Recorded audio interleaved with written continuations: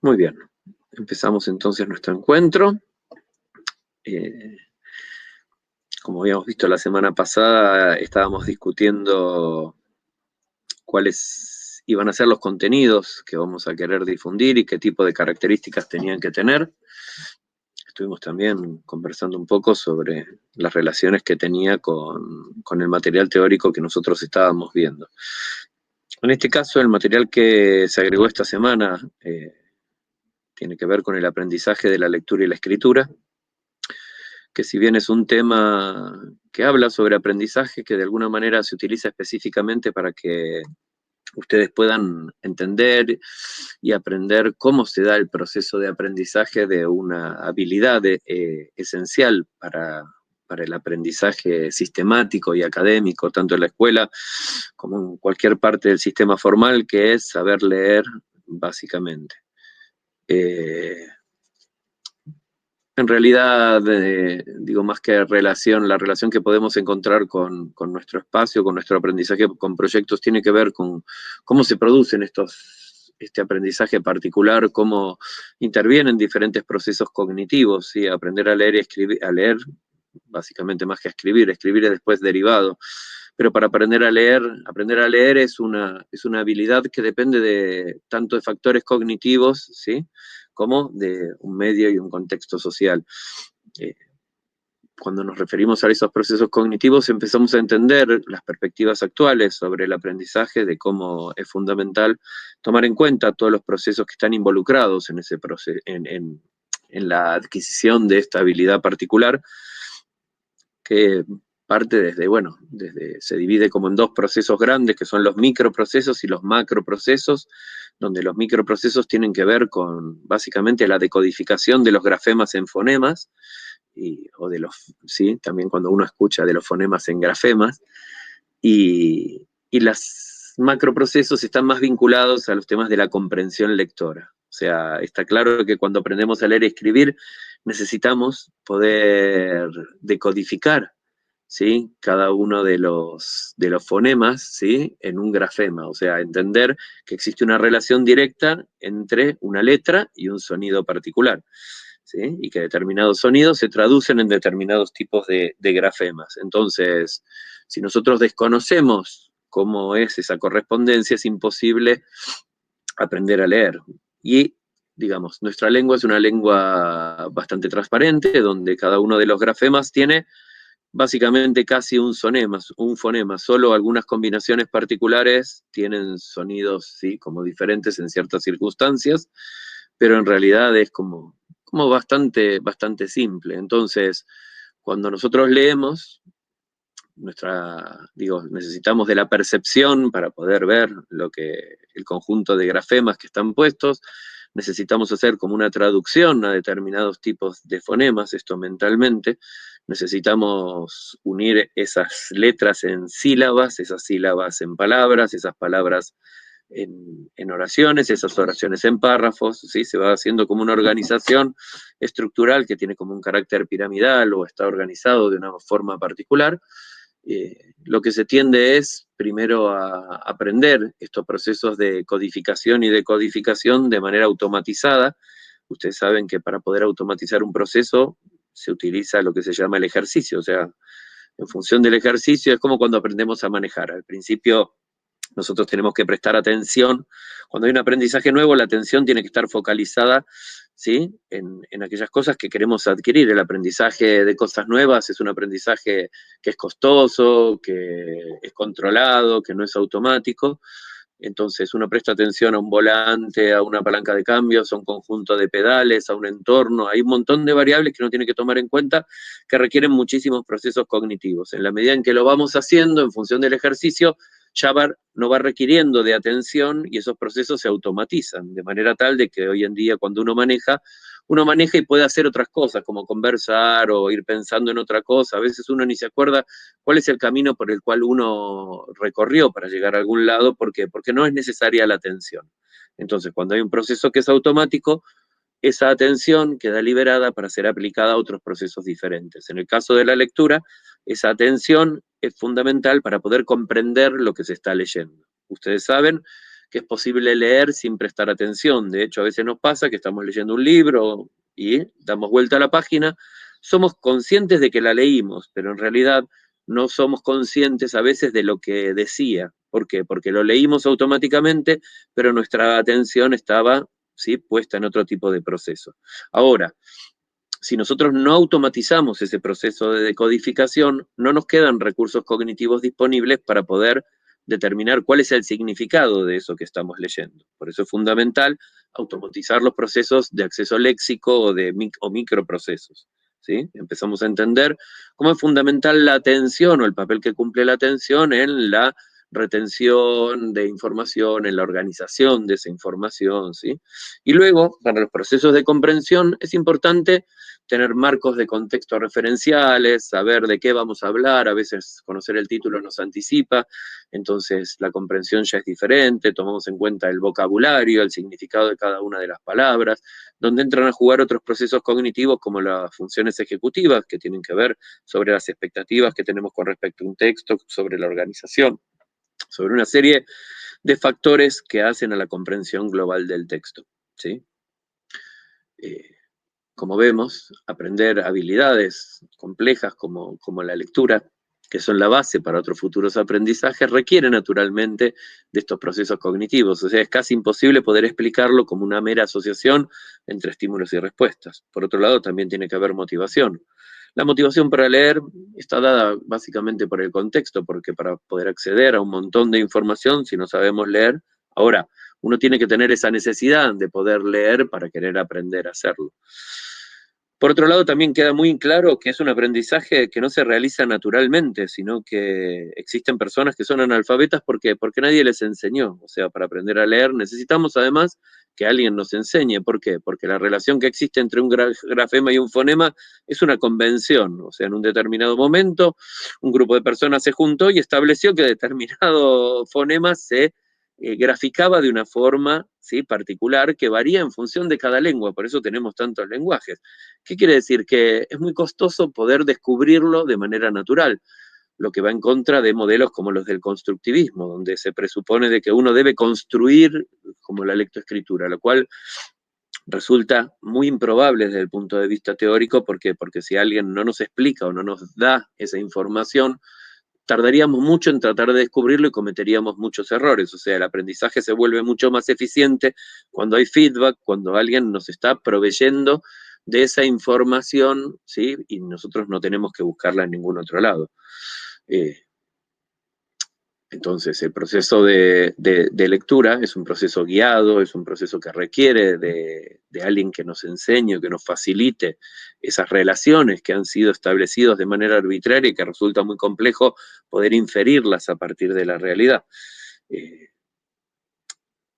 También es importante que nos enseñen, digo, si nos enseñan nos ahorran mucho trabajo sobre cómo comprender. Todos ustedes saben que comprender un texto a veces no es tan sencillo. Hay textos que son muy fáciles, porque son por ahí de carácter informativo, pero que hay otros que falta información, por ejemplo, los textos de carácter narrativo, donde hay mucha información que queda a criterio del lector, o sea, que él toma decisiones sobre qué es lo que va. En un texto informativo, la idea es que esté todo el texto, todas las ideas estén puestas, pero deben estar puestas de una manera tal que sean acordes a ese funcionamiento cognitivo. Si nosotros sabemos que nuestra memoria de trabajo, imagínense que cuando estamos leyendo en un párrafo, por ejemplo, mientras leemos, tenemos que ir guardando información en la memoria de trabajo sobre cuáles son las ideas principales o los conceptos centrales de ese texto, y que nuestra memoria de trabajo tiene una capacidad limitada de 7 más menos 2 elementos, que si nosotros escribimos un párrafo enorme, como suele suceder, donde hay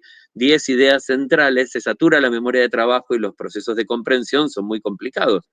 ¿Sí? Yo siempre digo que, bueno, cuando uno lee una novela, generalmente está escrita por alguien que tiene una habilidad como escritor. Ahora, cuando leemos textos científicos o textos en la facultad, generalmente están escritos por personas que no tienen la menor idea de cómo escribir y a veces no toman en cuenta este tipo de cosas.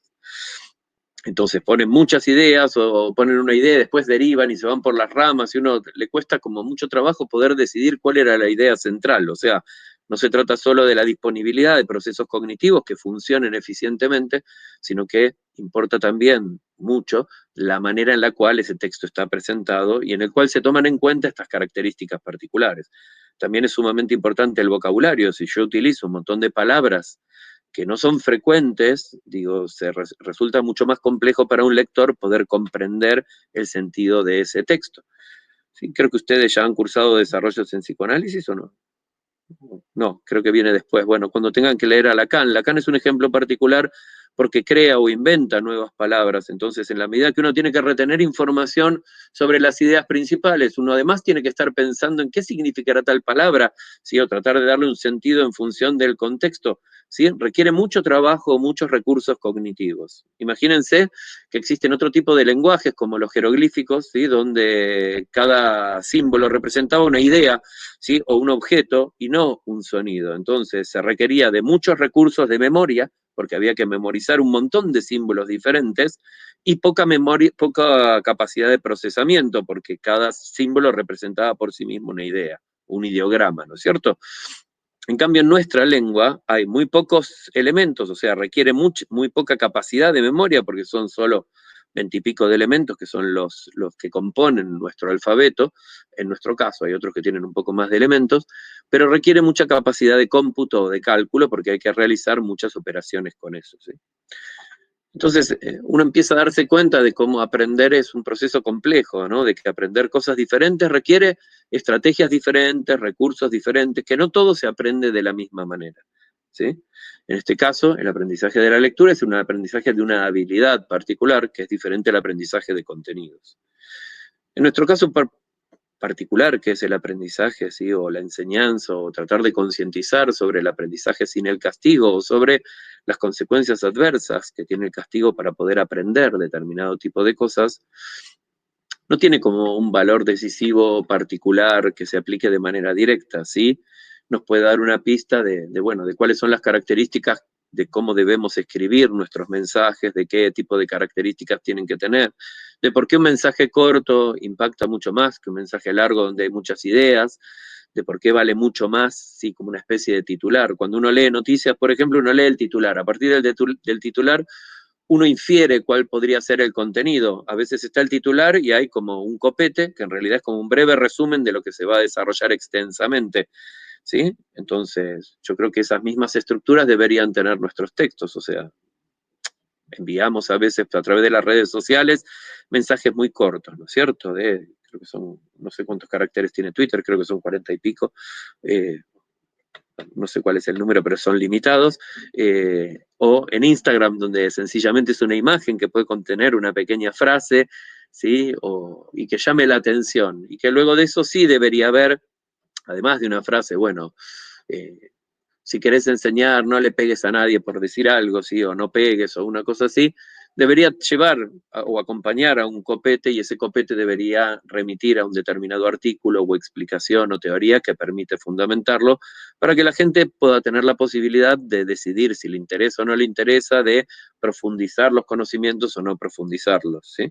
O sea, estamos hablando básicamente de la estructura que deberían tener nuestros contenidos cuando estamos pensando en su difusión a través de diferentes medios. O sea, vemos que lo que queremos enseñar tiene que adecuarse a las características de quienes lo van a recibir. Nosotros queremos que esa gente reciba esa información y que a partir de esa información pueda realizar ciertos cambios en su manera de pensar o en su manera de actuar. En realidad lo que estamos tratando de hacer, uno podría llamarlo que es enseñar, pero también uno podría pensar que es como una serie de adoctrinamiento. O sea, nosotros tratamos de mostrar o de convencer, es un mecanismo de influencia social, estamos tratando de convencer a la gente de por qué es mejor hacer las cosas de una manera y no de otra, o de por qué es malo hacer alguna cosa. Sí, es influencia la palabra, son mecanismos de influencia social.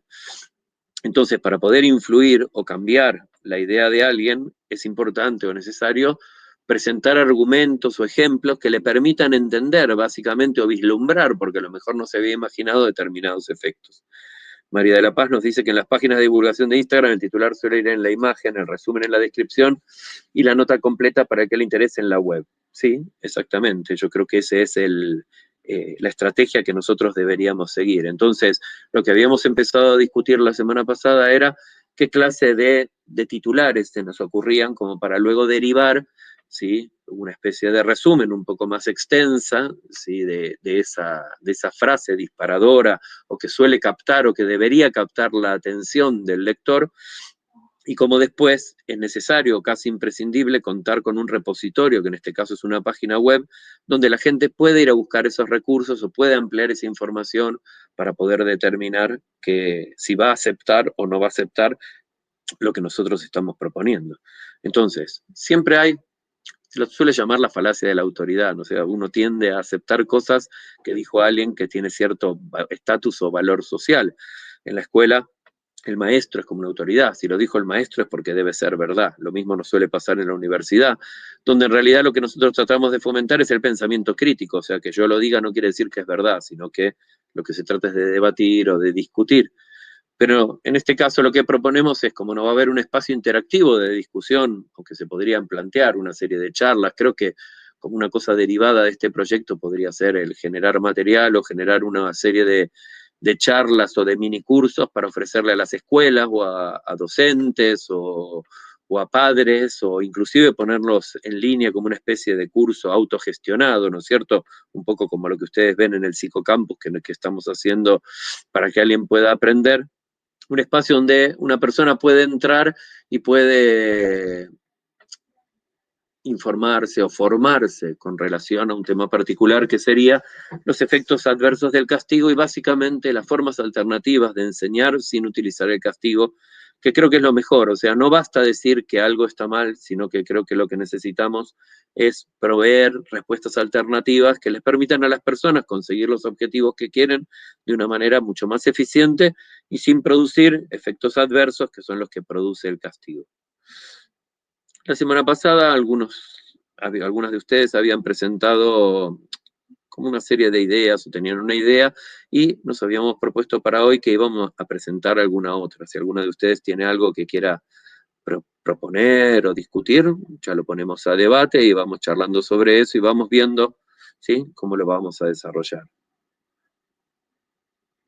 ¿Alguna tiene alguna cosa?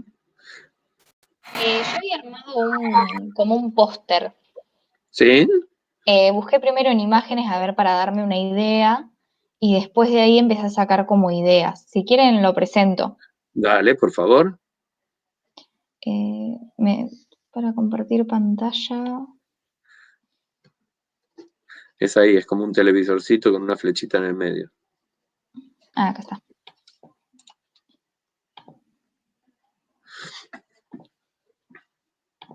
Este es el que armé yo. ¿En base se ve? ¿Sí? Sí, sí, se Bueno, ve perfecto. este es el que armé yo en base al texto que había tenido, que trataba de las conductas disruptivas, que eran los niños que poseían esas conductas, sufrían más castigos. Y lo que saqué de idea, a ver si me lo deja compartir, era... A ver, espera, antes de compartirlo, miremos un poco este cartel, ¿no es cierto? Entonces, y pensemos, ¿qué podemos opinar sobre este mensaje? ¿Les parece que es adecuado? ¿Le cambiaríamos algo? ¿Les parece que la gente lo entendería bien? ¿Captarían el mensaje? ¿Qué opinan?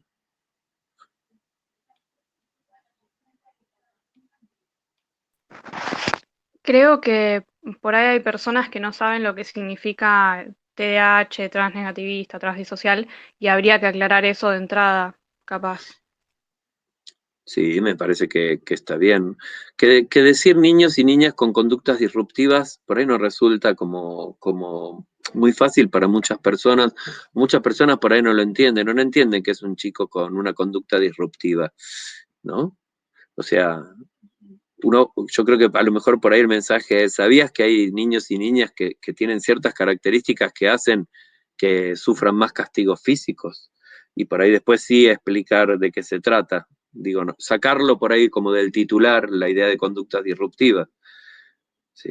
Por ahí después explicar de que existen niños y niñas que tienen, personas diría en general, porque también no son trastornos que desaparecen con la edad, digo, hay adultos que tienen esas características de TDAH o trastorno negativista o disocial, pero bueno, que hay ciertas personas que padecen mayor castigo físico por ciertas características que tienen, ciertas características que están generadas o determinadas por características biológicas o por cierta disponibilidad biológica que se expresa en función de determinadas pautas de crianza. Ahora, eso genera que tanto niñas como niñas con esas características particulares son los que les cuesta quedarse quietos. Creo que cuando vamos a comunicar para un público general, entonces tenemos que ser como creo yo, como muy sencillos, ¿no es cierto? Como muy, muy básicos. Y otra cosa es, cuando decimos bibliografía, en realidad no ponemos bibliografía, sino que ponemos referencia, ¿sí? En vez de bibliografía. Y cuando ponemos una referencia, ponemos generalmente primero los apellidos, ¿sí? No los nombres, sino que ponemos Sauceda, Olivo Gutiérrez, Martín, el año, el título y el lugar donde está publicado, que puede ser la referencia de una revista, con el número, el volumen y la página, o una página de internet, o un link, o un editorial y un libro, ¿sí? O sea, existen normas. Esto a ustedes les va a servir además en el futuro para entender que existen normas de cómo se referencian determinadas fuentes bibliográficas. Entonces, la fuente bibliográfica yo tampoco la pondría en el titular, sino que en realidad la pondría hasta en la página, donde pondría la referencia bibliográfica, pero también permitiría que cuando la persona haga clic sobre la referencia bibliográfica ya pueda acceder directamente al texto, ¿sí? O sea, si uno da una referencia bibliográfica y alguien la tiene que buscar, no todos tenemos la misma habilidad para poder encontrar información en la web, ¿sí? Saben que a veces es medio complicado. Entonces es mucho más fácil para todo el mundo ya proveérsela. Estaría bueno que dentro de nuestra página web la persona ¿sabías que hay niños y niñas que sufren más castigo que otros, ¿no es cierto? ¿Por qué? Y porque tienen ciertas características particulares. Después, uno podría, sí, en efecto, existen estudios que demuestran o presentan evidencias de que ciertos niñas y niñas con características que se denominan disruptivas y que significa que no esperan su turno, que están acelerados, que les cuesta escuchar a los demás, que no prestan atención o les cuesta mantener la atención, o que no tienen tantas empatías, no sé, como que uno debería traducir las características del TDAH y los trastornos negativistas o disociales, sin necesidad ni siquiera de que eso constituya un trastorno. Digo, es un trastorno para nosotros que somos psicólogos, ¿no es cierto? Y psicólogas, que entendemos que un conjunto de determinados indicadores conforman un síndrome, ¿sí? Que se denomina trastorno porque produce sufrimiento. Pero son como cosas técnicas, ¿sí? Y luego uno podría decir, ¿querés saber más? Si querés saber más, podés ir a este lugar y ahí sí le metemos el coso. Me parece a mí, no sé qué opinan.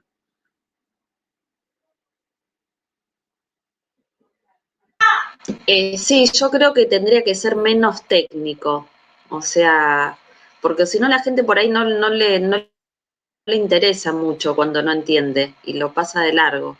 Y está bueno eso que decís, profe, de la bibliografía, que esté, por ejemplo, en azul para que la gente pueda entrar directamente, porque a mí me pasa con temas que o sea, no es que no me interesen, pero por ahí me interesan, pero no voy a buscar la bibliografía. O sea, quiero todo ya cuando entro en algún... A mí me pasa, y puede ser que a mucha gente también. Entonces, por ahí tener la bibliografía a mano estaría bueno. Sí, yo pienso que digo, el primer link, el que ponemos por ahí en Instagram, va al titular, donde ponemos referencias. Ese link los debería llevar a nuestra página. En nuestra página encontraría como un breve resumen, que puede ser hasta el mismo resumen de ese artículo científico, en el caso de que lo sea, que está pegado, y ahí es otro link que lo va a llevar al artículo completo, ¿no es cierto? Es como que uno va explotando gradualmente el interés de las personas. Entonces decir, mira, esto trata sobre esto y dice tal, esto trata sobre esto. Entonces, mira qué bueno, y aprieto. Y ahí me explica un poco más sobre qué se trata. Y ahí yo decido si realmente quiero acceder a un artículo científico que es como un poco más denso de leer, o sencillamente me quedo con esa idea y sé que esa idea está expuesta por determinadas personas que sometieron sus ideas a la evaluación de pares, que es justamente la gracia que tiene que tiene, ¿no es cierto?, un artículo científico, ¿sí? Me parece a mí que es como una buena idea. Entonces, a ver, ¿cómo reformularíamos esto?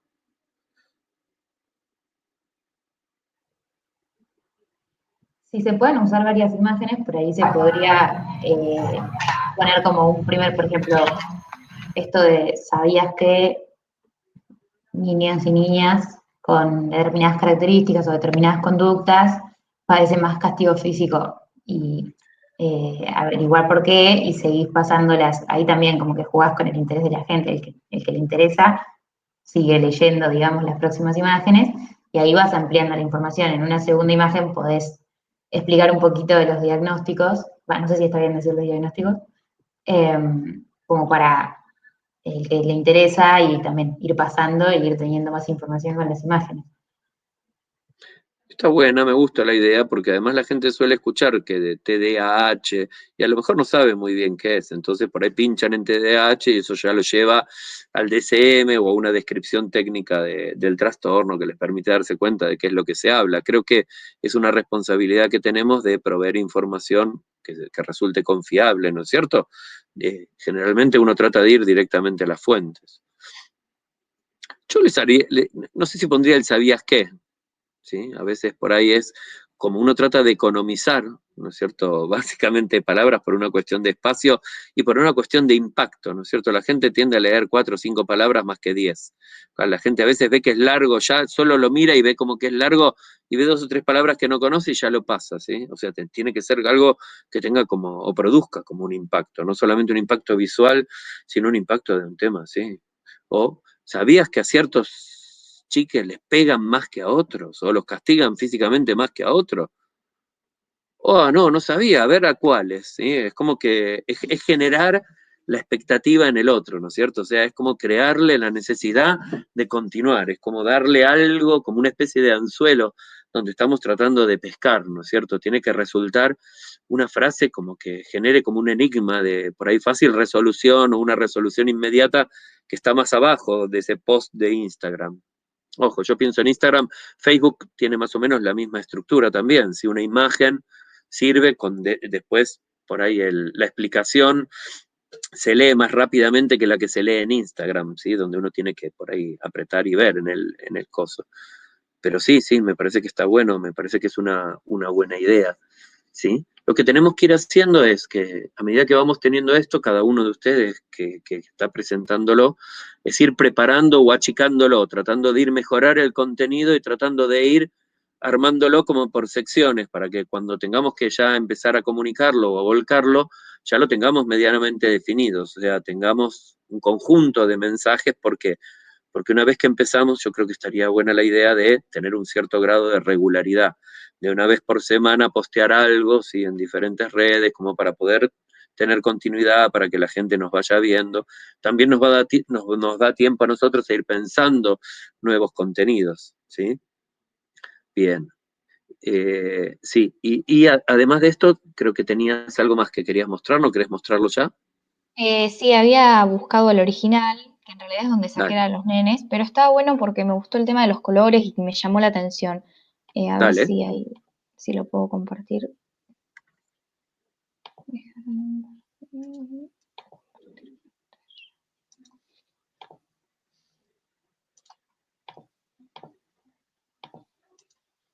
¿Se ve ahí? Sí, se ve perfecto. Lo que me llamó mucho fue el tema de los colores y eso, y me pareció que era una buena idea para tener en cuenta. Está muy bueno.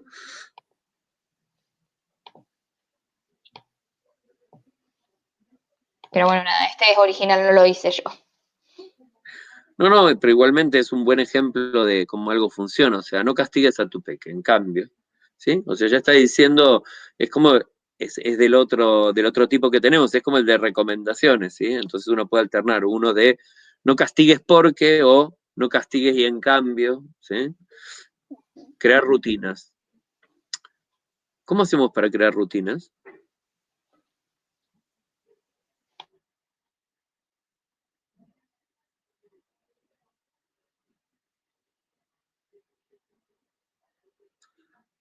¿Cómo hacemos? ¿Cómo hago para crear una Y rutina o qué consejo le puedo dar a horarios. alguien? ¿Cómo? Yo, por ejemplo, tengo horarios. Me manejo con horarios con mis hijos con respecto a la compu, y después tengo la heladera llena de papeles con cosas que bueno, que ellas la tienen que ir respetando. Es la única manera que encontré, porque tengo chicos que están entrando en la adolescencia y están heavies. Entonces pongo horarios, pongo relojes, pongo listas. Y bueno, es la única forma que encontré. Y horarios para todo, ¿no? Está Pero bueno, bueno, es está lo que me bueno está funcionando ahora. Mañana no. pero ¿cuál es la base teórica que sustenta la idea de que eso que vos haces es eficiente para crear una rutina? O sea, ¿por qué haces eso? ¿Lo haces intuitivamente o porque sabés que esas cosas son las que permiten generar este tipo de rutina? No, un poco de todo, y porque traen buenos resultados. Sí, eso ya lo sabemos que es como lo que yo explicaba de manejar, ¿no es cierto? O sea, todas aquellas actividades que nosotros realizamos de manera automática, que no requieren de recursos atencionales, se realizan de manera automática. Entonces, básicamente el conductismo, una rutina, en general se entiende como un hábito, ¿no es cierto? O sea, una rutina es un hábito. ¿Cómo creamos un hábito? El hábito se crea en función del ejercicio. O sea, la ejecución reiterada de una misma actividad, ¿sí?, hace que se vaya automatizando, que no requiera de control atencional, que se realice automáticamente. ¿Cuánto tarda en formarse un hábito? Aproximadamente 2 semanas. Para que eso se produzca, tiene que realizarse de manera consecutiva, ¿sí?, sin omisiones durante este periodo de tiempo, y lo ideal es que sea siempre en el mismo lugar y a la misma hora. ¿Cierto? Entonces, imagínense que uno pone el despertador todos los días a las 7 menos cuarto. Luego de 2 semanas de despertarse a las 7 menos cuarto, automáticamente uno tiende a despertarse 7 menos 20 y ya ni siquiera suena el despertador. O sea, se genera una especie de condicionamiento temporal, dirían los conductistas, que hace que uno haya aprendido y que uno ejecute determinados tipos de comportamiento sin necesidad de otro tipo de elementos. Entonces, uno adquiere o tiene un montón de hábitos, que son los hábitos que se instalan o que se enseñan básicamente o se forman en el jardín de infantes, ¿sí? La sala de 3 básicamente se caracteriza, o la sala de 4, por tratar de formar hábitos de higiene y hábitos de cortesía. Por favor, muchas gracias, de nada, hola, ¿qué tal? ¿Cómo están? ¿Sí? Digo, entonces cada vez que alguien viene y dice, buenos días, ¿no? O sea, uno provee una información y trata de instalarla de que siempre se produzca en determinado tipo de contexto o situación. O uno dice, bueno, si yo quisiera que uno de mis hijos estudiara, porque digo, lo ayudaría a tratar de formarse un hábito, y entonces le diría que, bueno, bárbaro, llegas de la escuela, estaría bueno que, supongamos que va a la tarde, ¿no es cierto? Llegues, te quites el guardapolvo, el uniforme, lo que tengas, que te lave las manos, digo, es como iniciar una especie de secuencia que uno espera que le permita ordenarse también. Los hábitos y las rutinas generan organización. Entonces diríamos, te lavas las manos, te sentás, tomás la leche, dejás la taza en la pileta o la lavás, dependiendo de la idea que tienes, te sentás en la mesa, en el mismo lugar. Generalmente, ¿cuál es el mejor lugar para que un chique haga la tarea? ¿Qué piensan? En su habitación, me encantaría a mí, pero... Ay, perdón. No, está bien. A mí me encantaría en su habitación y tranquilos, pero siempre están en la cocina, porque es como que siempre cada rato. Entonces, bueno, uno está como de soporte haciendo las cosas. A mí el tema de la cuarentena me ayudó también porque ponía carteles en mi casa de que acordate de lavarte las manos, porque era una lucha que fue más con mi marido que con mis hijos. Ellos el hábito lo agarraron más rápido, pero a mi marido le costó mucho y tuve que condicionarlo. Está bien. Yo pienso que la habitación de un chique no es el mejor lugar para que haga una tarea, porque hay muchos elementos de distracción, porque no hay control, digo, no para un chique, ¿no? O sea, de pequeña edad, Sí, cuando alguien es más adulto, bueno, bárbaro, queda su propia decisión si quiere estudiar o no estudiar y obtener resultados o no. Pero cuando estamos tratando de generar un hábito, yo diría, no la cocina, pero sí por ahí el living o un espacio común, en una mesa, donde ellos se sientan, donde hacen sus tareas, donde uno puede estar en la cocina o circulando, donde uno los puede ver, donde uno puede de alguna manera llamar la atención, concéntrense o fíjense o terminen la tarea. Digo, donde no haya muchos elementos distractores. Piensen que concentrar la atención requiere de cierto control de estímulos, ¿no es cierto? Si está prendida la televisión, o no sé, o se hace mucho frío, o si hay una cama cerca, digo, es muy difícil que alguien pueda concentrarse o mantener la atención en determinadas cosas. Entonces, crear rutinas y crear hábitos es una condición fundamental para que alguien haga algo. Yo creo que esto tiene un problema, porque es, sí, bárbaro, yo creo rutinas. Ahora, cuando no cumple la rutina, le doy 3 cazotes y entonces vas a ver cómo aprende. Sí, bueno, bárbaro. O alguien, un padre o una madre viene y me dice, sí, yo quiero crear hábitos y rutinas, como estaba diciendo recién nuestra compañera, pero le cuesta a mi marido aprender. ¿Y entonces qué hago? Y lo condicioné. ¿Y cómo lo condicionaste? Y le apliqué un castigo si no cumplía con lo que tenía que cumplir. Entonces también estás castigándolo. Digo, es como una propuesta limitada, porque dice, te tira una idea, crear rutinas, pero no te explica cómo hacerlo. Cómo hacerlo sin poner castigos. O sea, el secreto está en esto, es como decir, sí, todo el mundo sabe que es buenísimo crear rutinas. Ahora, cuando él le dice, che, ¿cómo creas una rutina? ¿Cómo le enseñas a tus hijos que se tienen que lavar los dientes cada vez que se levantan o antes de irse a dormir? Y entonces alguien viene y dice, y bueno, yo voy, lo miro, y si no lo hace, le digo, tirame el aliento en la cara, y no lo tiene, lo recago a pedo, le pego 4 gritos, lo mando a lavarse los dientes, y si no, mañana no va a ir a tal lugar, o no va a tener tal premio, sí, lo amenazo con un montón de cosas. Digo, no resulta una buena manera de fijar una rutina, crear una rutina o crear un hábito. Hay como uno clásico. Las chicas a determinada edad odian bañarse. No se quieren bañar. Entonces, sí. ¿cómo hacemos? O pensemos nosotros en un ejemplo, ¿cómo hacemos para crear o para favorecer la creación del hábito de bañarse en un preadolescente? Sin castigo. ¿Yo sabe lo que hago, profe? Sí, ¿sabe lo que hago? Porque yo tengo 2 y les cuesta también. Entonces, cuando se bañan, que salen de bañarse, voy, los abrazo y digo, ay, qué lindo olorcito. Le digo, me encantaría que te bañes más seguido. Y ahí, bueno, estoy logrando de que se bañen. Entonces, cada vez que se bañan, voy, los abrazo y le digo, ay, qué lindo, que bueno. Y después lo hacen también por obligación. Entonces, como compiten... No, le digo, me encantaría que te vayas a bañar ahora. No sabes cómo te dejé el baño. Está reacondicionado, está recalentito y bueno. Y después compiten entre ellos. O sea, como a los 2 les gusta que a mí me encante. Entonces, bueno, no, voy yo a bañarme. Bueno. Es lo que funciona hoy. Mañana no sé, pero bueno. En un momento recurso. También yo ponía carteles en el baño ponía una sonrisa grande y yo le decía, qué hermosa sonrisa que tenés, ¿sabés que si te lavás más seguido los dientes, le digo, se te van a notar más los dientes lindos que tenés?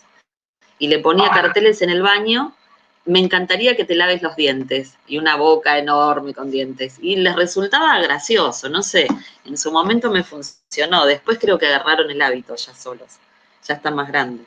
Pero fue duro esa parte. Bien. Es como que uno a veces piensa que el juego es un recurso, el juego, la competencia siempre es un recurso que genera mucha motivación. O sea, cuando uno puede obtener alguna clase de beneficio, aunque sea ganarle al otro, ¿no es cierto? Sentirse más que el otro, ni siquiera tiene que tener un gran premio, estimula a que se realicen un montón de cosas. Entonces, siempre la competencia o el juego es como muy buena, es como una buena idea para generar este tipo de rutinas. También uno puede establecer de que, bueno, el que se baña tiene premio, que no es un castigo, ¿no es cierto? Entonces, para poder sentarse a la mesa y comer con nosotros hay que estar bañado. La gente que está mugrienta no come en la mesa. Es como una regla de la casa. Entonces, no es que no te bañaste, te levantás de la mesa. No, es para poder sentarte a la mesa, te tenés que bañar. O para poder venir y darme un beso y saludarme es, qué olor a mugre que tenés, no salí porque, digo, no, si querés que yo te dé un beso, tenés que estar limpio, digo, son cosas que hoy por ahí un chico o una chica no entienden, pero uno les dice, bueno, pensá que el día de mañana vas a querer conquistar a alguien, digo, imagínate con ese aliento no vas a conquistar a nadie, ¿sí? Aliento a momia, no, ¿bien? Digo, hay maneras alternativas que tienen que ver con el reforzamiento positivo, como estaba explicando la compañera, de darles un abrazo, de mostrarles un ejemplo de por qué está bueno, ¿sí? Bañarse, hacer la tarea. Hacer la tarea es como difícil, es difícil que un chique de 8, 9 años sea capaz de entender la idea de esto lo necesitas porque cuando seas grande, digo, no existe todavía esa capacidad cognitiva de proyección al futuro, digo, es como mucho más inmediato. Hacer la tarea tiene que tener un refuerzo como inmediato, no dentro de 20 años cuando sea adulto. Porque vos vas a ver, cuando vos tengas que trabajar y vas a cumplir un horario, a veces uno utiliza esta serie de ejemplos que no funcionan, ¿sí? Y bueno, mucho menos el castigo, ¿sí? Tiene que haber por ahí reforzadores positivos que sean mucho más inmediatos, que los reforzadores positivos podrían ser verbales o podrían ser un cariño, o podrían ser acceso a determinado tipo de cosas, como utilizando ese principio de Premack donde uno dice, bueno, primero te tomas la sopa y después viene el postre. Entonces, ¿querés ver la tele? Si hiciste la tarea, no, para poder ver la tele hay que hacer la tarea. Es como una condición sine qua non. Entonces, hace la tarea, y entonces uno pasa y dice, che, ¿por qué no miras los dibujitos? Ay, cierto que no hiciste la tarea. Bueno, yo si fuera vos, haría la tarea, ¿no es cierto? Te permitiría poder acceder a ciertas cosas que son interesantes. Es como generar como un tipo de motivación. La hora de comer o la hora de dormir. La hora de dormir es buena. ¿Por qué es bueno generar una rutina? Porque le permite a una persona generar organización. Los chicos que tienen conductas disruptivas les cuesta mucho poder organizarse. Un chico que tiene un trastorno por déficit de atención tiene un déficit en su funcionamiento ejecutivo. Y una de las funciones ejecutivas que se encuentra más dañada no es solo la atención, sino que también es la organización. Entonces le cuesta organizarse, tiene todas las cosas dispersas, la mochila siempre es como un asco porque no están las hojas sueltas, mugrientas, nunca sabe dónde tiene los útiles. Entre que junta las cosas para ponerse a hacer la tarea, pasaron 2 horas porque nunca encuentra nada. Entonces, tener horarios y generar hábitos es una muy buena idea para poder educar a alguien, no porque uno quiere o porque uno le hace bien, sino para su futuro como persona. Uno no debe perder de vista que la tarea de los padres y madres es justamente preparar a sus hijos para el futuro, para que en el día de mañana puedan desempeñarse en un mundo que cada día es más hostil, más cruel, más inequitativo. Digo, no es protegerlo, sino que es proveerlo de herramientas y de estrategias que el día de mañana le permitan moverse de una manera eficiente en ese mundo. Bien. Profe. Sí. Profe. Sí. No es que yo sea hincha con los carteles y todo eso. Lo que pasa es que yo tengo una nena que tiene síndrome de Tourette. Entonces todo lo que es funciones ejecutivas, yo me tuve que aprender todo eso para que ella se pueda organizar. Entonces siempre fue caritas felices, siempre estuve con cartulinas, haciendo caritas felices, haciendo imanes, todo para que ella pueda organizarse, porque la verdad que le cuesta mucho. Y ahora que es adolescente le cuesta mucho más. Igual, bueno, ella hace terapia, todo, y está muy bien porque desde los 4 años va a terapia. Pero yo tuve que aprenderlo también, porque al principio mi marido me decía, pero es todo acá, todo con flechas, con líneas. Mi casa era mi cocina, es la heladera. Pero bueno, nos tuvimos que acostumbrar todos a organizarnos de esa manera para que ella se organice. Porque si no era un caos, el colegio, la casa, todo. Esto nos lleva a un tema interesante, que es que no todos aprenden de la misma manera y que ciertos déficits cognitivos requieren de actividades instruccionales adecuadas a esas características particulares que tienen ciertas personas. Entonces, un síndrome de la Tourette, creo que no sé si todos lo saben, es como una especie de tic, ¿sí? Está catalogado a veces casi como un trastorno de ansiedad, donde una persona emite, ¿sí?, palabras, y generalmente son malas palabras en algunos casos, de manera compulsiva, o sea, no lo pueden controlar. Es una forma de descarga de ansiedad. Está hasta casi relacionado con ciertas adolescentes que se cortan, por ejemplo. Uno dice, ¿cómo se van a cortar los brazos? Porque no se quieren cortar las venas, no se están queriendo suicidar. En realidad, es que tienen tanto nivel de ansiedad que el cortarse superficialmente deriva en una eliminación de la ansiedad, o sea, debe tratarse como un trastorno particular de ansiedad. En el caso de la compañera, el tipo de utilizar señales gráficas o instrucciones mucho más precisas que permiten mejorar la organización y permiten la creación de hábitos automáticos resulta como eficiente, ¿sí? Bien, me parece que es una buena idea, inclusive Sí. te ha dado Profe, efecto. quiero aclarar una cosa. Aclare. En el síndrome de Tourette, porque a veces todo el mundo lo relaciona con las malas palabras, y más que hubo una serie que la chica tenía síndrome de Tourette y decía malas palabras. Solo un porcentaje mínimo de estos chicos tiene coprolalia, se llama así. Mi hija nunca tuvo, por suerte, hasta ahora, ella tiene 14 años, pero bueno, ha tenido otras cosas. Por ejemplo, ella tiene TOC, y convivir con alguien con TOC también es heavy. Pero bueno, ha tenido este tipo de cosas, de obsesiones, que muchos chicos tienen obsesiones, tienen TOC, aparte de los tics, no es solamente los tics, ojalá fueran los tics nada más, pero bueno, muy pocos chicos tienen coprolalia. En el caso de ella, por suerte, no la tiene. Lo digo para aclararlo, para que sepan que el síndrome de Tourette solamente no es decir malas palabras ni repetir cosas. Es un espectro grande de comorbilidades, digamos. Sí. La comorbilidad en realidad es la coexistencia de diferentes trastornos. Como lo que vos decís, no es que tu hija tiene síndrome de Tourette y que eso implica un TOC, sino que un trastorno obsesivo compulsivo se encuentra a veces asociado al síndrome de la Tourette, ¿sí? Son como eventos diferentes. Cuando hay comorbilidad, digo, es más complicado todavía porque aparecen un montón de cosas y a veces los diagnósticos no son claros, ¿sí? Sí tiene que ver con la ejecución de determinados tipos de manera compulsiva, o sea, sí está también asociado a ese trastorno obsesivo compulsivo. La diferencia con el TOC es que en el TOC existen ideas o pensamientos automáticos recurrentes que obligan a determinado tipo de ejecución de rituales, y en el síndrome de la Tourette es como un tic, o sea, es un acto involuntario que no se encuentra guiado por ningún tipo de pensamiento automático, sino que se ejecuta automáticamente y uno no tiene control sobre eso.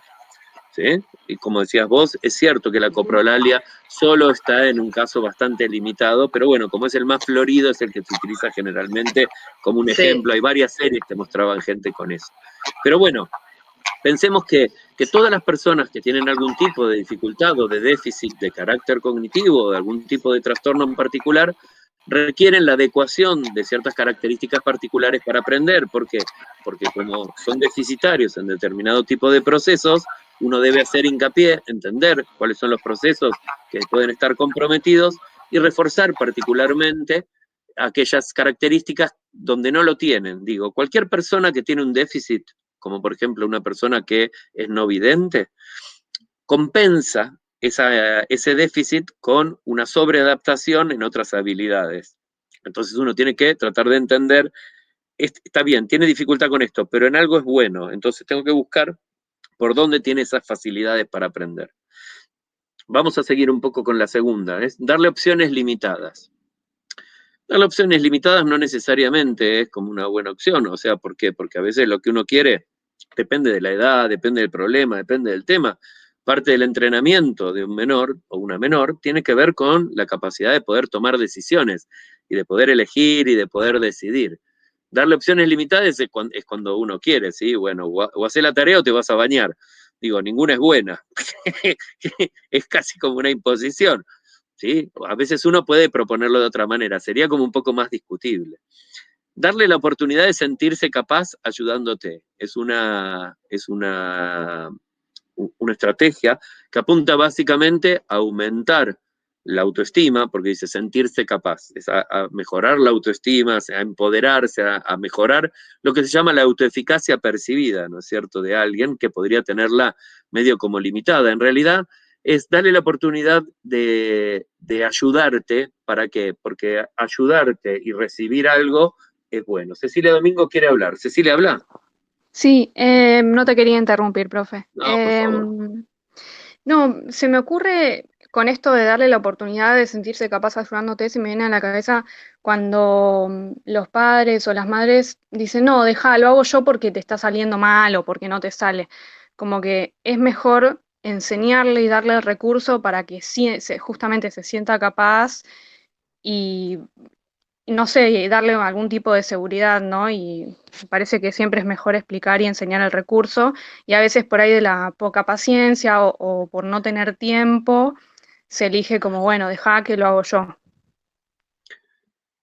Sin duda, yo creo que además cuando uno le hace a un niño o una niña las cosas porque uno tiene ansiedad, como por ejemplo atarse los cordones de las zapatillas, que es una cosa sencilla, eso tiene efectos iatrogénicos a largo plazo, porque eso va deteriorando la confianza, la autoconfianza, le genera la sensación como que él no es capaz de poder hacer las cosas, lo acostumbra también o le crea el hábito de recurrir a otro para resolver los problemas o de buscar, es no confiar en sí mismo. Por eso siempre una recomendación en la orientación a padres y madres tiene que ver con esto, es como tener el tiempo, decirle cómo aprenderse, aunque sea difícil para él, enseñale cómo se hace, ponete al lado, no se lo hagas vos, decirle hacelo así, mostrarle un ejemplo, utilizar ciertos mecanismos para que él lo logre, o sea, no le resuelvas los problemas, sino que dale las herramientas necesarias para que él las pueda resolver y para que aprenda, y aprender es un proceso gradual que requiere tiempo.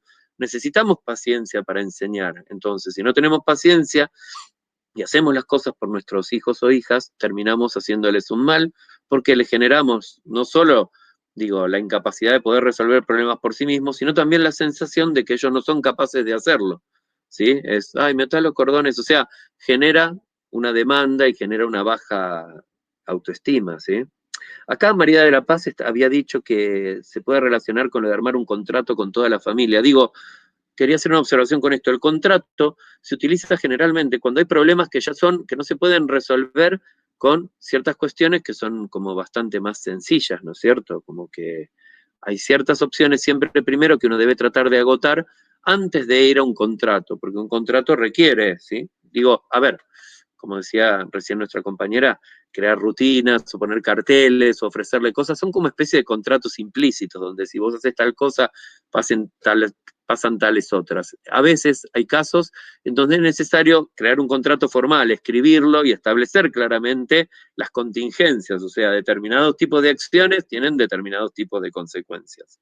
Pero bueno, existen tips, digo, esto se trata, nosotros estamos hablando, estamos queriendo generar un proyecto más bien como general para todas y para todos, y que permita de alguna manera la aplicación general, son como más básicos, digo, el sistema de contratos o de fichas son estrategias un poco más complejas que uno tiene que establecer cuando las cosas parecen no funcionar de la manera que naturalmente deberían funcionar, o sea, la mayoría de chicos y de chicas aprenden, ¿sí?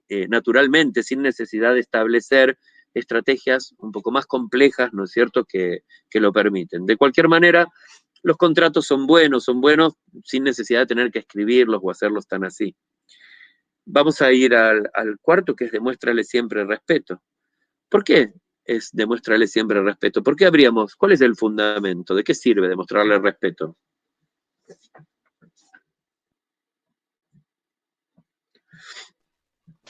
Tal vez, lo pienso por el lado de que el respeto tiene que ser igual de padres a hijos que de hijos a padres, ¿no? Como que a veces se pasa por alto eso y por estar en un lugar de autoridad, entre comillas, es, bueno, yo puedo retarte como me parezca y vos te la tenés que bancar porque, no sé, como que estás en un lugar inferior. Es una forma de castigo, ¿no es cierto? Es una forma de humillación, es una forma de denigración. Yo creo que uno debe demostrar respeto porque además la tarea que uno tiene es la de enseñarle a ciertas habilidades sociales y ciertos valores y transmitirle también y explicarle por qué el respeto hacia los demás puede resultar útil y qué beneficios le puede generar, ¿sí? O sea, tiene que ver también con enseñar valores, la tolerancia, ¿sí? La aceptación, la no discriminación, el respeto por las ideas y los derechos de los demás, ¿sí? Y además, porque si uno no le demuestra respeto, esto puede tener estos efectos iatrogénicos que tiene este castigo o esta idea de sometimiento, ¿no es cierto? me parece que, a ver, si tienes prisa por irte, avísale con tiempo. Puede ser como una cosa de respeto, también es como una especie de estímulo discriminativo que uno tiene.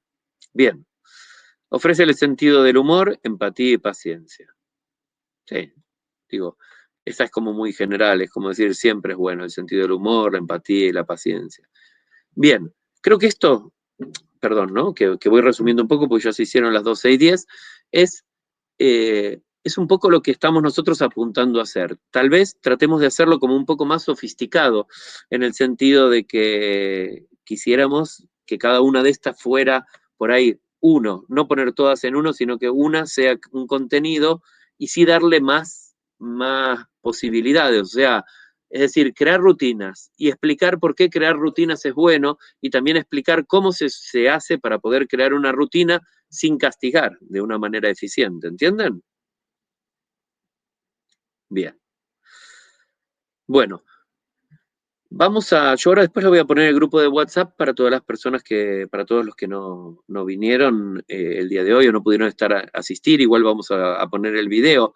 Sí estaría bueno que la semana que viene sigamos trabajando sobre esto, que ustedes puedan buscar un poco más de ejemplos, que los traigamos y los sigamos trabajando de manera tal de ir entendiendo claramente cómo lo vamos a hacer y de ir preparándolos en función de lo que vamos hablando, así que cada vez nos quedan mucho más ajustados y mucho más precisos, ¿sí? Díganme que sí, por lo menos, denme un feedback. Hagan que sí con la cabeza, o escríbanme sí en el chat, o levanten el micrófono y díganme, sí, dale, buenísimo. Ay, me gusta, ok, Natalia, gracias. Bien, la otra Natalia 1 y Natalia 2. Natalia, como un lenguaje policial. Bien. Bueno, vamos entonces a volver a vernos el jueves que viene, vamos a seguir trabajando sobre esto, vamos a hablar un poco sobre el tema del día, tratar de vincularlo, vamos a seguir generando nuestros nuevos contenidos. Si ustedes quieren, pueden ir armándose como un archivo de links interesantes o de recomendaciones, o sea, seguir acumulando material que nos va a servir para sustentar estos mensajes que vamos a ir mandando. Yo ya esta semana voy a tener una primera reunión que la voy a tener yo solo con el programador por cuestiones de organización que tiene que ver con los permisos para alojarlo en la facultad que ya están, con ciertas contraseñas, para que él prepare como un primer borrador y probablemente la semana que viene no, pero la otra, por ahí lo invitemos a nuestra reunión para que podamos hablar con él y contarle qué es lo que queremos y cómo lo queremos. ¿Sí? ¿Les parece bien? Buenísimo, profe. Bueno, muy bien entonces. Muchas gracias por haber venido. Nos vemos la semana que viene, ¿sí? Nos vemos. Buena Nos semana. vemos. Saludos. Buena semana.